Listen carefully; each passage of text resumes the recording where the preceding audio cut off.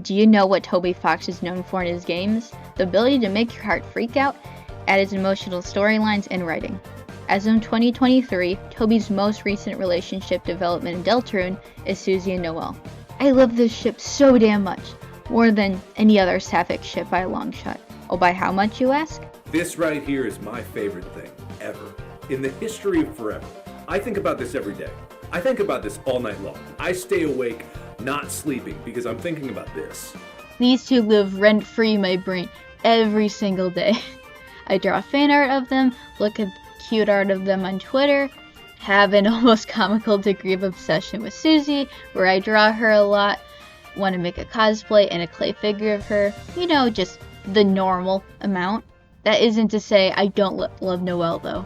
I love Noelle so much, but for different reasons. On that note, let's get into some backstory of who these two are and why their dynamic is so special. Let's start with Susie, a part of the main trio, that being the Lancer fan club. That's not appropriate. Let's just go with the fun gang instead. Susie's very aggressive, pushy, and snarky. This is mainly seen with her Chapter 1 appearance, as she threatens Chris, doesn't listen to rules, is late to class, damages property, and generally does what she wants and screw what authority says. She is also caring, but doesn't show it as outwardly, with that starting to change at the end of Chapter 1.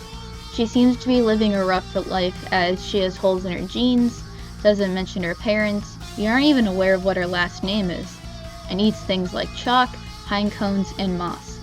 Alphys was leaving that milk out as she believed a cat was drinking it. Nope, just Susie. She also never bothers to call her parents like Toriel suggests at the end of Chapter 2. She overall is very rough and tough with a sweet side, but just kinda has a cloud hanging over her, which heavily affects her behavior. Now let's go over Noelle, who is pretty much the polar opposite of Susie. Noelle Holiday is the mayor's daughter and lives in the gated mansion in town next to Chris's house. We never see her mother as she is very busy. Her sister December, or Des for her nickname, has gone missing, and her father Rudy is in the hospital. She is financially fortunate, unlike Susie, far as we can tell, but also appears to be having some family issues. Personality-wise, Noelle is extremely sweet, timid, and a rule follower. She often doesn't stick up for herself and lets people walk all over her. You can knock into her and she would apologize like she was the one that bumped into you. She loves being helpful and is quite the teacher's pet. She wants to read in class, assist the teacher, is extremely smart, devoting a lot of her time to studying, and is the reason that Berdly is so smart. And also the reason why he's so insufferable. These two characters are very different from one another, yet seem to enjoy each other's company. Opposites attract and all. Now, let's look at their in-game interactions and see what we can take from that. Like Undyne and Alphys, these in-game dialogues will be voice acted with commentary in between scenes. Susie and Noelle are two, from what we can tell, lesbian, or at the very least, sapphic characters. She constantly asks about her to Chris, asks what she likes, what she is like, and wants to be near her at every chance. It's very obvious to everyone, except apparently Susie, that this dear child is infatuated with her. Susie doesn't interact with Noelle in the first chapter of Deltarune, but does a whole lot in the second chapter. The chapter starts off with Susie and Chris apparently not skipping class for once, and instead going back to the closet to visit the Dark World. Before they can, however, Noelle strolls up and asks Susie if she would like to study with her and Berdly in the library. Susie? Yeah? Noelle! Hey! What the hell are you doing here? Sorry to bother you, but, Berdly and I were going to the library to do some research for our group projects, and, if it's okay, would you want to come too? Oh, Chris, you can come too, I mean. We're busy with,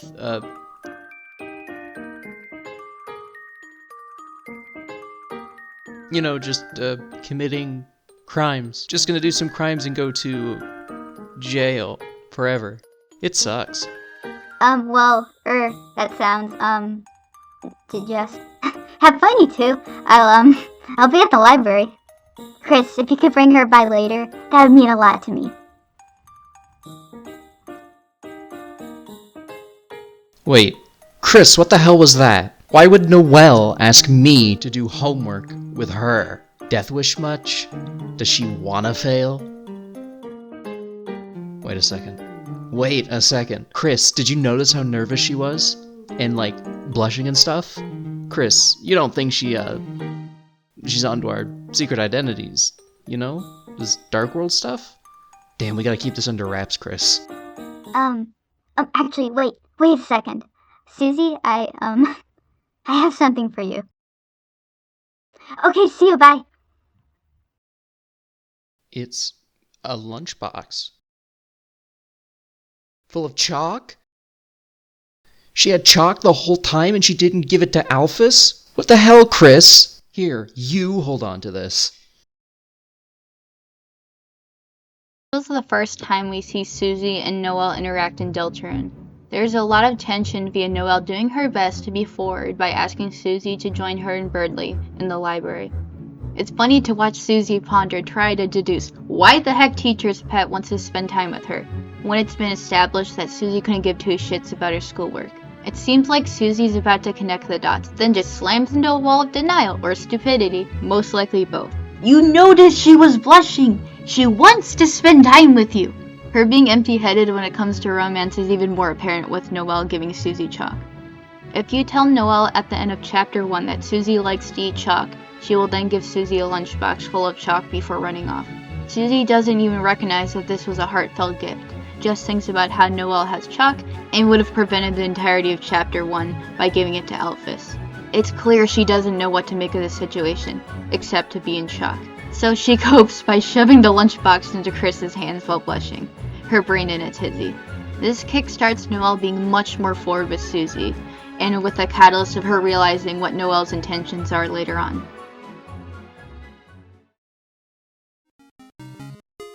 One baseball, please. Well, wait a second. Noelle? What the hell are you doing here? That's cheating! Glad you're okay, though. Since that stupid queen took you, I was kinda worried. Wait. Aren't you on their side? Huh? Wait.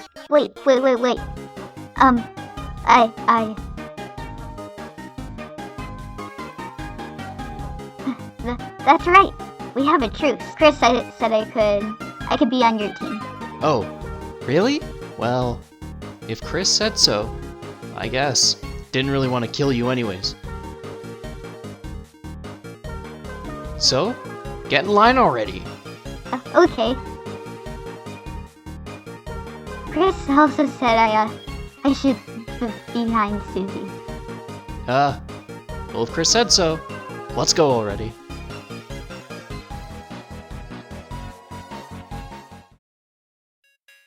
This is where Susie and Noelle start to have more meaningful interactions in the Dark World. They do interact by Noelle being awkward and complimenting Susie's roller coaster cart with her being confused per usual. However, it is a brief segment earlier in the chapter. After you spend time with Noelle in the city, the four of you will reunite at a carnival area. Noelle uses a cardboard box with a robot face on it to hide, as Susie and Ralsei previously believed that she was on Queen's side. However, Ralsei blows up her plan, causing Susie to confront her head-on. Noelle panics as she doesn't want Susie to think ill of her, so Chris chimes in and reassures Susie that Noelle is good now, and there is no reason to be concerned. But right here, this is the moment which kicks off Susie's outspoken care for Noelle. It's obviously a shock to the dear child, as the rough and tough gender-swapped Barney says, "Hey, I care about you," which directly goes against her previous notion. I do like that Susie doesn't start being nice, 100% of the time. She's still a total dick and does whatever the hell she wants, as seen here with this line, which has a questionable reaction from Noelle, as well as if you tell Noelle that Susie wouldn't ride the Ferris Wheel with her. Good lord, Noelle. Please seek therapy. Anyway, here's an example of Noelle being much more forward by literally taking advantage of Chris being silent to lie that she should be next to Susie. The blush sprite is adorable, and it will stay until they reach the mouse puzzle. Look, Chris, another teacup ride. But there's only room for 3 seats. Maybe 2 of us could share one? Damn. Guess we gotta take the stairs. Throughout Chapter 2, the gang has to take these teacup rides to progress into different areas. Now it's shaken up by Noelle being added, and there aren't enough places for butts to go. I have no idea if Susie ever heard Noelle suggest that someone could share a seat. However, if she did, it 100% went over her head. It kind of shows her one-track mindset, where puzzles, oftentimes she doesn't help, has no idea what to do, she always takes the path of least resistance. Not bad, Noelle. That was kinda smart. Huh? Thanks. Maybe next time I'll let you do my homework. Can I? This brief conversation takes place after the mouse balloon puzzle, where Noelle suggested that they work together to solve it. It's an example of Noelle being very intelligent and this being one of her biggest strengths. Susie recognizes that and compliments her before snarkily suggesting that Noelle could be useful by doing her homework, which is very on brand, as establishing before, if it's the path of least resistance, even if it makes others do her bidding, Susie's gonna take it. However, Noelle seems interested in doing her homework. Okay, I understand having a crush and wanting to do anything to be near them, but I wouldn't ever torture myself to do extra work to get a thank you. Noelle, this is not how you get her to like you. Get some self-confidence. Alright, now let's get into the main part of their Chapter 2 dialogue. These are very large sections and will be split between the room, the Ferris wheel, and when Berdly shows up.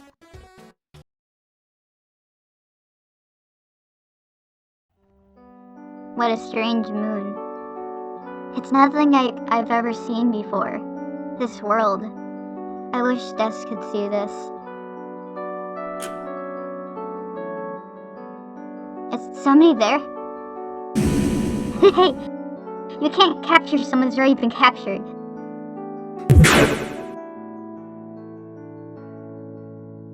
Susie? You saved me. Don't get used to it. Okay. I won't.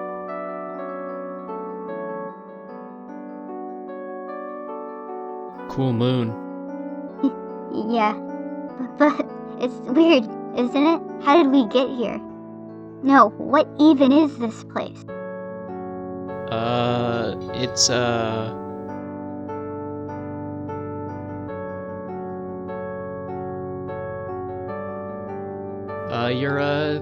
you're just having a dream. Huh? Oh, that's right. Right. If you're here, it must be a dream. I mean, the real Susie probably wouldn't want to save me, would she? She probably doesn't care about me at all. Huh? Why would you, think that? She doesn't care about anybody. Well, fair, but did you ever wonder why Susie never picked on you? All the time. Maybe it's because when she first came to class, you lent her one of your pencils, like a dumb, candy cane looking one or something. And even though it didn't actually taste like candy, she, remembered your smile and, decided to spare you, you know? That's, really specific. Yeah, well, Wait, did you say that you ate the pencil? I mean, look, hey, so do you dream about me a lot? Well, time for me to get back to my project. Okay, Susie, hit me with your axe and wake me up. Wait, no, I can't do that. Huh? Why not? It's just a dream, so... I mean, didn't you wanna, hang out some more? I guess Berdly could wait a little longer. Alright, let's get out of here then. All we gotta do is head to the right over this, over here on this, heart-covered Ferris wheel. What's the goddamn holdup? Get on already! So sorry. Oh my god. They are so gosh darn cute. They're both so awkward. They start opening up, and it makes me all giddy and When everyone talks about how much they love Noelle and Susie, this is what they mean. I don't think anyone expected to have multiple length scenes of them interacting together like this. When Chapter 2 came out, I was a senior in high school, and I was homesick with strep throat. I felt like complete shit, so I spent my day resting, doing homework, and playing Chapter 2. I didn't play Chapter 1 of Deltarune Blind or Undertale, as I watched Jacksepticeye play both of those. However, here, I decided that I wanted to go in truly blind, so this scene was a major shock, and it just gave me all the feels. I myself am bisexual, so I can connect extremely well with Noelle here, opening up and being comfortable with a crush. And this scene sets up perfectly how sapphic feelings can be. It was so well executed. Toby Fox, you get a gold star. Okay, enough of what I think. Let's look into what's happening on screen. They are both quite awkward, as what do they even say to one another? Oh damn, the moon's up. Cool. But that convo trails into Noelle asking questions as she doesn't know if this is all real. Susie doesn't seem comfortable with sharing her and Chris's secret, so she improvises by saying that it's all a dream. Our choices here actually don't matter, as no matter what you choose, Susie will always say the same thing. That reveals some things about Noelle that probably wouldn't have been revealed if Susie told her the truth. Same things with Susie will also share. Noelle believes Susie doesn't care about anyone besides herself, and it's strange that Susie bullied everyone except for her. This made her believe that Susie couldn't be all bad, as a true bully would go after everyone. Susie reveals that Noelle's generous gesture of her giving her a pencil resonated with her. As we have seen, gestures of kindness towards her are very foreign. Noelle giving her the pencil wasn't even a unique thing. She mentions that she can lend Chris supplies twice, and even offers to help him study. Also, Susie ate the pencil. Add wood to the list of inedible objects Susie consumes. I think Susie is planting ideas in Noelle's head of the truth, as she just isn't fully comfortable with talking about it yet.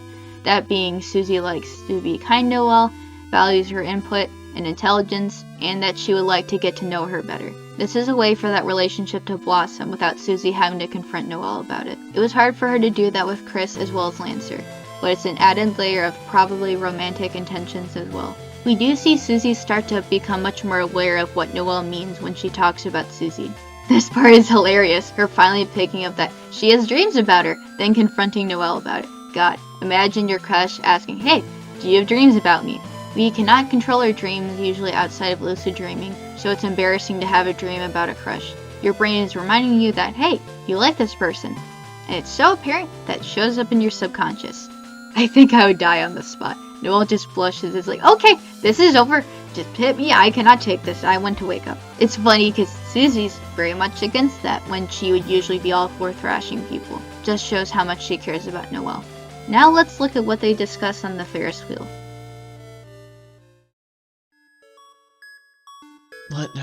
What the hell am I supposed to do, here? Damn, Chris would know what to do.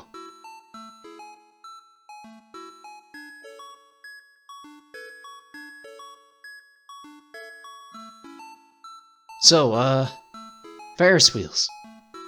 Kinda makes you wonder what car they were built for. It's different than riding one with Chris. The hell's wrong with you? You scared of heights? No, I love heights.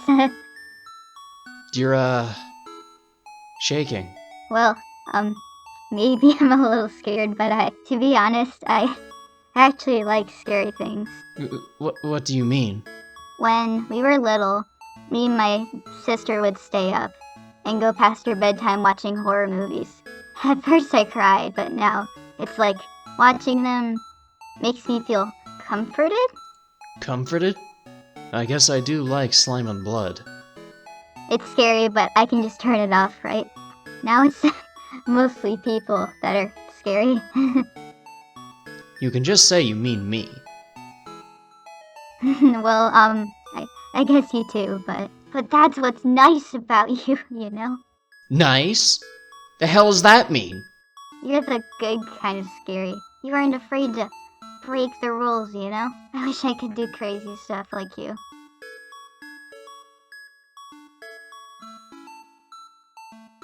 So, If you could do something crazy right now, what would you do?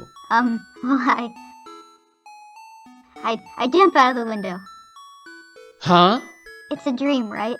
I'd grow big angel wings and fly as far as I can, gazing back at it all, the skyline shining like holiday lights. Wait, you wouldn't seriously jump out, would you? No promises.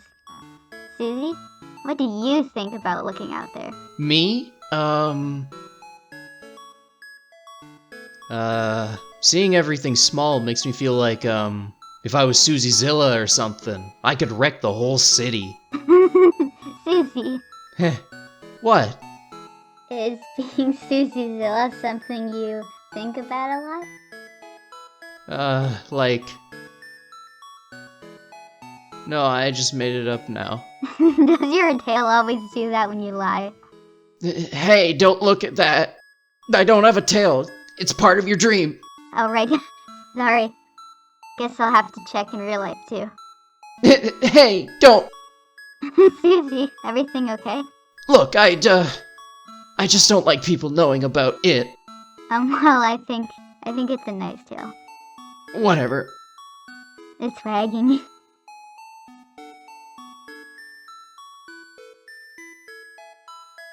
You stop shaking.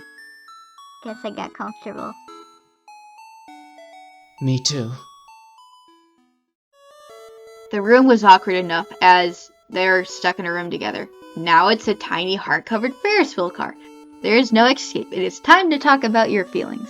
This is the second longest interaction of the two. You see them start to get more comfortable just talking about what they think about things, their opinions, and stuff they don't really talk about with others. Noah explains why Susie being scary is alluring to her, giving much needed context on the why she blushes at the "I didn't want to kill you anyway" remark, or her talking about Susie not wanting to ride with her on the Ferris wheel.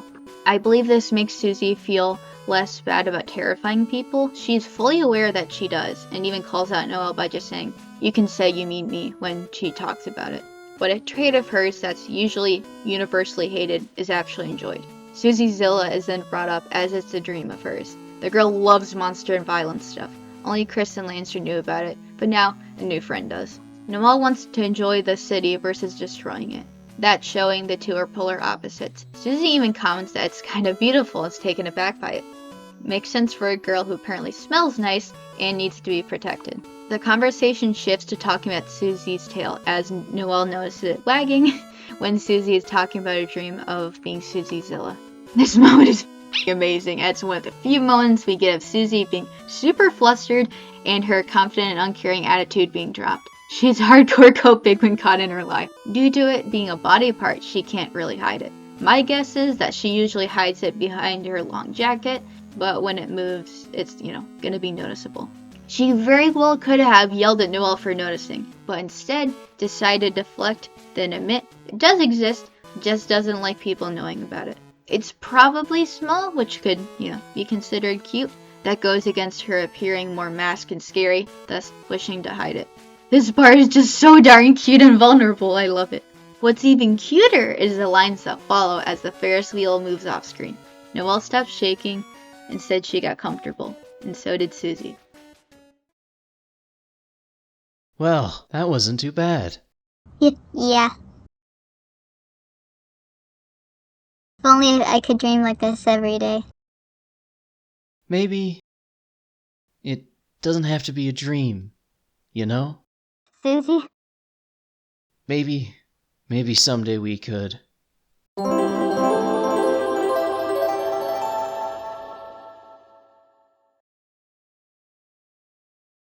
Noelle, my lady, the cavalry has arrived to rescue you. Oh, the good part of the dream is over. It's fine. Berdly's gonna help. We're allies. Yes! Don't worry, Noelle. I'm stupid now. Look, I gotta go save the day now, alright? Huh? Good luck, Susie. Alright, Nugget Boy. It's up to you now. Leave it to me, my dear Susan. Yeah, whatever. May the smarts be with you. Ah, she left before I could.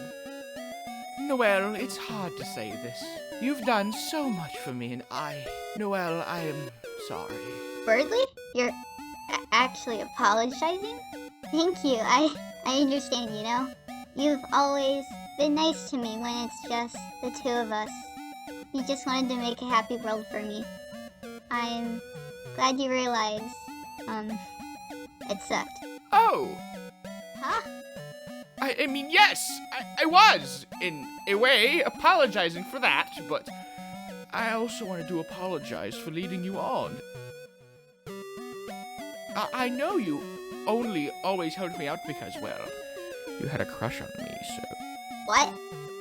Oh, sorry, please don't be embarrassed. It's understandable, but I have to tell you, I really value your friendship, okay? So I felt that I had to pretend to reciprocate those feelings. What? I never... Furthermore, I think I may have discovered someone else for me. Huh? Please don't be jealous. Of? Susie! What? Why are you doing this? Let me up! This part is less of Noelle and Susie interacting, but more of Noelle and Berdly having a scuffle. I think Susie saying it doesn't have to be a dream, which she'll reference many times, as the girl can't get the dang words out, is alluding to them hanging out and not it having to stay within a dream. It's hard for Susie to admit that she wants to be friends, so she wants to nudge the idea of them hanging out doesn't have to be exclusive to the dark world. Then Bird Boy comes in and ruins everything.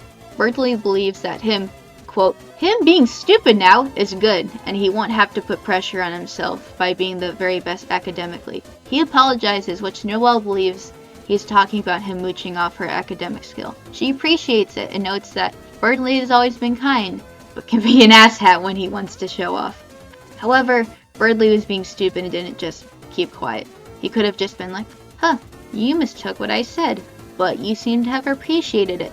I'll leave what I'm thinking for another time. We instead get it followed up by Berdly confessing that he has a crush on Susie and was sure that Noelle had one on him, which is clearly wrong as Noelle is a lesbian and Berdly only falls for Susie because she said that he can screw up as much as he wants and they don't care if he is dumb, as well as her making a Dragon Blazers 2 reference, which makes her, quote, a true gamer girl.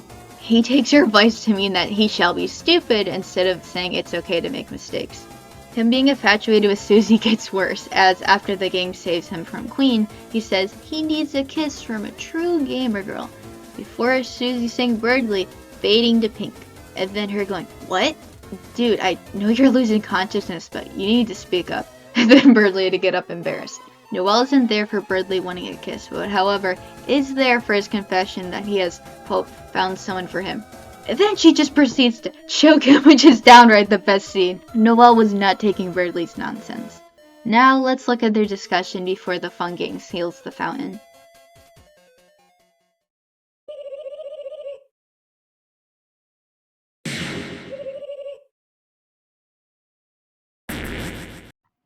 Susie, you came to save me. Somehow I knew you would. You did? I mean, Hey, you stood up to Queen. Not half bad. really? Yeah. Just guess you gotta wake up soon. Huh?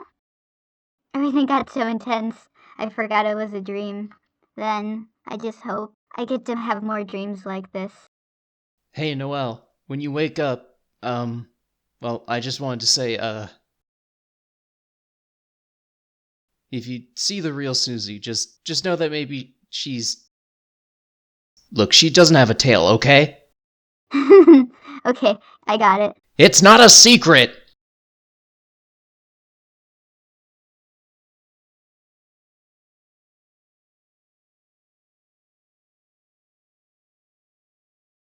The rooftop scene is more of Susie being unable to get the words out that she wants to spend time with Noelle. It's reinforced that Noelle believes that this is a dream, with Susie doing so by saying, guess you'll have to wake up soon, huh? When Susie doesn't have to be interrupted and can say what she wants to, the girl just can't do it. Just says, I don't have a tail, and then drags Chris to the fountain so they can go back to the light world. Susie, what are you doing here? You invited us to study, remember? Oh, right. Bye, Chris. And, bye, Susie. See ya. What? What? Are you looking for something? Nothing, but Noelle and Berdly wake up from the dark world confused, with Susie covering by saying that they are just there to study with them. Flustered, the two begin to leave with Noelle trailing behind. When Susie's turned around, Noelle leans over for Susie to whip around and ask if she's looking for something. Noelle then flees. We don't get confirmation that she saw anything, but I bet she did. Susie will see Noelle more if you decide to go to the hospital. Silver Drake? I've never beaten this boss before. All right, hand it over, honey. I got this. No, Dad, this is my battle. So, how about just telling me what to do? Haha, sure. How about trying Fire Shock? I'd love to, Dad, but the mage left the party. Oh yeah. How about one of your 99 blaze potions? I'm saving those? For what? Your birthday? Come on, live a little. Okay, Dad, this one's for you. Hiya! It reflects fire attack. Whoops. Hey, you gotta heal. I wish I knew healing magic in real life. Then I get to make you better, and then it wouldn't be just me and Mom. Your mother is... Hey, it's okay, sweetheart. I'm getting better. Might even be able to go to church tomorrow. Really? Are you sure you're okay? Holidays happen whether you like it or not. Even though everyone likes holidays. Well, I gotta go home soon, or Mom will call. See you tomorrow, honey. Bye, Dad. Love you. Susie? What are you doing here? Hell if I know. Sorry, guys. This game's only one player. Dad, this is, Susie. Oh, this is Susie. Susie, nice. Heard a lot about you. You, have? Cool, think I have to go now. Susie, huh? Yeah? Lay a finger on her and I'll kick your ass. Huh? Just kidding. Well, kinda kidding. So this part takes place if you go to the hospital with Susie to visit Rudy at the end of Chapter 2. We get to see that Noelle is less of a doormat and is able to tell her dad that she wants to keep playing, and is able to establish good boundaries, which she hasn't been able to before. Susie is super confused, as she has no idea why she's even at the hospital. Noelle is shocked, and as her crush just manifests at the door, while she is spending time with her sick father. Rudy seems happy to be able to meet Susie, and even alludes to the fact that Noelle has confided in her father about the subject. Noelle can't handle it and just sprints out of the room embarrassed. It's an awkward moment as Rudy and Susie just kinda stare at each other with an awkward hello, before Rudy, with good reason, threatens Susie. He has definitely heard about her sketchy behavior, so no wonder he wants it clear that she should not hurt his daughter. So that's all the main interactions between Susie and Noelle from Deltarune Chapter 1 and Chapter 2. These two have amazing character growth in just a single chapter, and I'm sure that they will become friends soon. I cannot wait for more Suselle scenes. As of Halloween 2023, Toby Fox sent out the Halloween Undertale newsletter. He confirmed that the next release of Deltarune will include Chapters 3 and 4, instead of Chapters 3, 4, and 5. It seems like we should be getting 3 and 4 soon. I know he said nothing will be released in 2020 for Deltarune, but man, I want to see the fairy girls again. I need to see them interact more. I need to know what happens. This point is now the end of the video. Thank you so much for watching. I just wanted to share my 2 favorite female video game characters and their connections and how much it means to me as a bisexual person. I also want to thank my brother Sam, my friend Jasmine, and friend David for helping me take part in this project. I couldn't have done it alone, and it was super fun. I do also have 2 other Undertale videos in the works, one being about Undyne and Alphys and their relationship, and next about trans/non-binary Undertale characters. Originally, this would have been all one video, but the Suselle section just got so large I had to split them up into separate videos. My next one will be a FNAF movie review with Jasmine and Sam. I hope everyone has a nice day. Bye bye.